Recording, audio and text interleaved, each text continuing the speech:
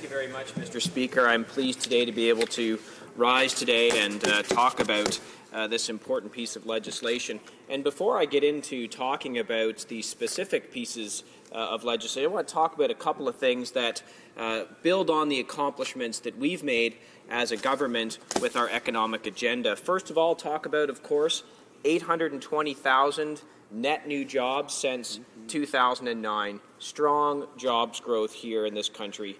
Mr. Speaker, Canada's economy has expanded for 9 of the 10 past quarters. This is a great track record, one of the best in the G7. Canada's unemployment rate is well below that of the United States.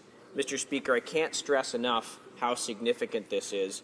This is the first time that that's happened in more than 3 decades, and we continue to see a stronger, a lower unemployment rate here in Canada than the United States, and that is absolutely a direct benefit of the policies of this government and, of course, the Economic Action Plan.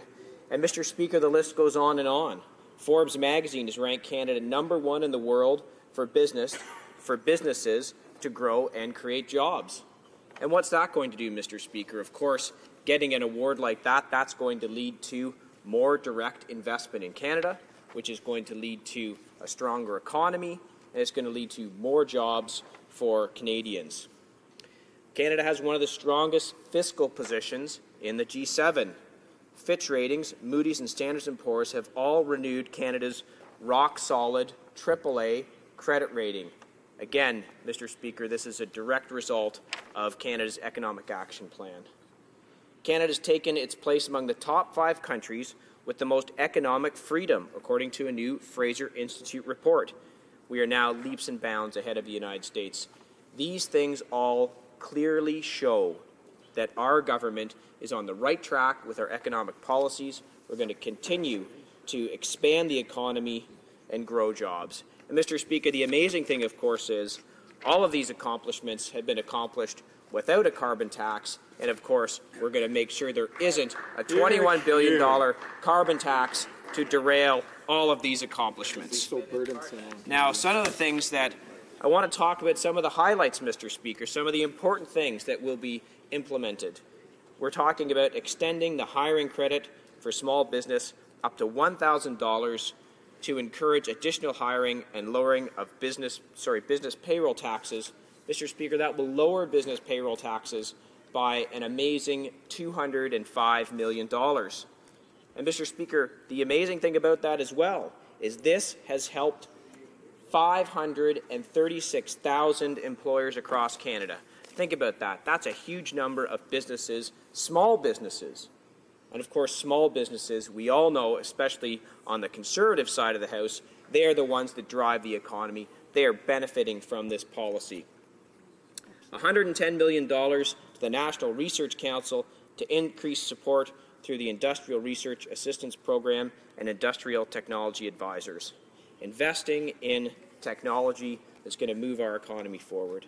$95 million over 3 years and $40 million per year ongoing to make the Canada Innovation Commercialization Project permanent.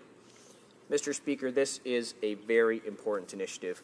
We have to move these technological advancements to commercialization so we can continue to be successful not only here in Canada, but of course in the ever-competitive global economic market.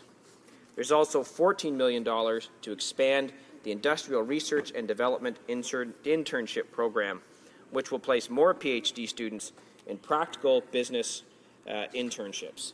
So that, again, is going to benefit our business. Mr. Speaker, talking about another wonderful program, we've extended the accelerated capital cost allowance for manufacturers to purchase processing machinery and equipment.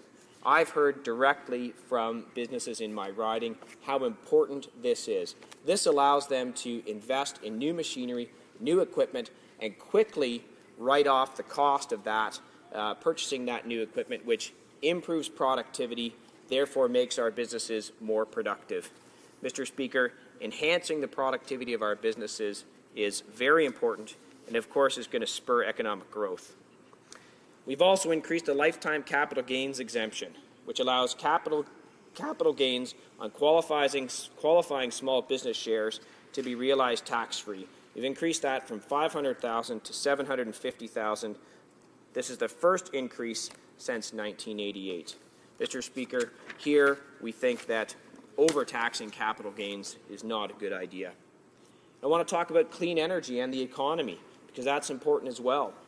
We're investing $97 million to develop and promote clean energy technologies, $1 billion for priorities such as green energy, generation, transmission infrastructure, carbon transmission, and storage infrastructure. We also have $1 billion to support pulp and paper mills to reduce greenhouse gas emissions. $1 billion in support of clean energy research and development demonstration projects. $252 million to support regulatory activities to address climate change and air quality. Mr. Speaker, the list goes on and on. Our government has made significant investments in the clean energy economy. I also, Mr. Speaker, want to talk about the amendments to land designation. This is a very important piece of legislation. We on the Conservative side of the House believe that we have to allow our First Nations communities to move at the speed of business. They have to be able to engage in land transactions to be able to spur their economies. Mr. Speaker, one of the most powerful things that we have in Canada is the ability to leverage our land and be able to use that for financing and development. We want to be able to help First Nations to be able to do that. We're doing a couple of things. First of all, we're going to reduce the voting threshold to a simple majority vote when you're dealing with land designations as opposed to the majority of the majority. Why is that important? Well, Mr. Speaker, it's going to speed up the process of approving land designations on reserve. The current process can take 1 to 2 years, with 2 votes that can span 4 to 6 months. It's going to reduce the cost of doing business with First Nations, as well as reduce the expenses in the designation process. And Mr. Speaker, some may criticize this, but I can tell you this. A majority vote is currently sufficient to elect the Chief and Council of a First Nation to accept multi-million-dollar out-of-court settlements and accept a settlement of a specific claim with a value of between $3 to $7 million. If a majority vote is good enough for those kinds of things, Mr. Speaker, a majority vote is good enough for a land designation. The second aspect of that is the removal of the government and council requirement for approval. Mr. Speaker, Section 39 of the Indian Act requires that the Governor and Council approve land designations. Given that lands do not lose their reserve status, this level of authorization, we believe, is counterproductive to Canada's efforts to support economic development on reserve. By allowing the Minister of Aboriginal Affairs and Northern Development to authorize the land designation, this will, again, reduce the time required for land designations. This will reduce costs for economic development on reserve. And, of course, it will spur the development of those local economies. Mr. Speaker, we're also amending the Navigable Waters Protection Act. It is one of the oldest pieces of legislation, dating back from 1882, at a time when our waterways were the primary transportation routes. Mr. Speaker, this Act's main purpose was to facilitate trade and commerce by balancing the efficient movement of maritime traffic with the need to construct works, bridges, etc. Over time, the scope of this Act has increased significantly due to many factors. The Act now applies to all waters in Canada. Imagine that. It even applies to a temporary creek that is developed by a spring runoff and would dry up within a month or two. That would trigger a review under the Act. That is not the purpose of this Act. It is a hindrance to economic development. Mr. Speaker, the vast majority of our waterways will still continue to be protected by Transport Canada's marine safety laws, the Fisheries Act, the Canadian Environmental Assessment Act, and various provincial statutes. We're going to continue to protect our waterways, but also make amendments to allow business to move faster and things to move quicker. Mr. Speaker, this is a great piece of legislation, and I'm hopeful that the members on this side of the House will see the light, not continue to propose amendments like changing the implementation date 365 times, which has no purpose. Vote for this, vote for the economy, and let's move forward. Thank you, Mr. Speaker. Well done. Question et commentaire, l'honorable député de Beauport-Limoilou. Merci beaucoup, Monsieur le Président. Merci à mon collègue pour son discours. Je voudrais juste lui faire remarquer que c'est un membre des plus riches qui sont recensés dans le magazine Forbes qui, malheureusement, a vidé en bonne partie le fonds de pension des travailleurs de l'usine Sadacona à Québec. Ceci étant, je vais l'amener sur un autre sujet, un sujet à peine moins joyeux. Vous savez, le premier ministre, en 1994, avait critiqué le gouvernement libéral de l'époque parce qu'il avait déposé un projet de loi omnibus. Puis je dois vous avouer que les mots qu'il a utilisés, j'aurais pas trouvé vraiment beaucoup mieux, malgré mes efforts. Je déplore cependant que le gouvernement ait choisi d'en faire un projet de loi omnibus parce qu'il a regroupé des éléments que nous appuyons et d'autres auxquels nous nous opposons. Ce projet de loi sera renvoyé à un seul comité qui ne disposera pas de l'expertise voulue pour étudier un projet de loi de cette envergure. Monsieur le Président, au-delà des manœuvres qui ont tenté de justifier des supposées études dans d'autres comités, comment mon collègue peut sans rire défendre la décision du gouvernement de présenter un projet de loi omnibus aussi massif et impossible à étudier? For Brampton West. Well, thank you, Mr. Speaker, and I, of course, thank my colleague for the question. What I'd say is this, Mr. Speaker. This is where we are. They're going to argue about process because the actual piece of legislation they know is going to be an excellent thing for Canadians and for the Canadian economy. So all they're left with is to attack the process. And that tells you exactly how good this piece of legislation is, Mr. Speaker. I'll tell you one more thing. He wants to talk about what leaders of parties have said. Well, what does the leader of his party say?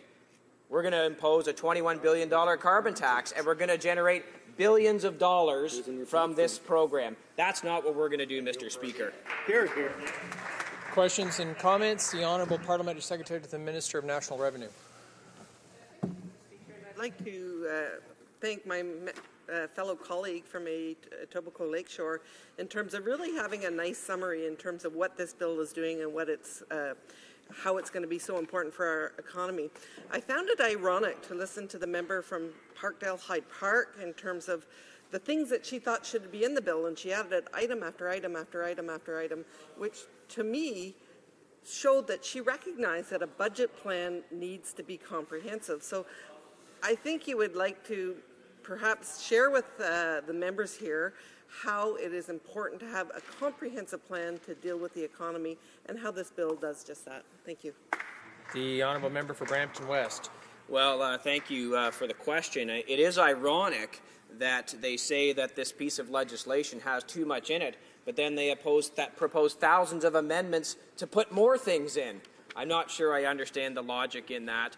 You certainly can't have it both ways, Mr. Speaker, but what it does point out is exactly what the member has said. It points out that this piece of legislation is an important driver of the economy. It needs to be expansive and include all kinds of things to move the economy forward. That's why we're doing it. And of course, the most important thing is what's not in it, a $21 billion carbon tax, which is one of the things I'm sure they would love to stuff in there if they could. Here, here.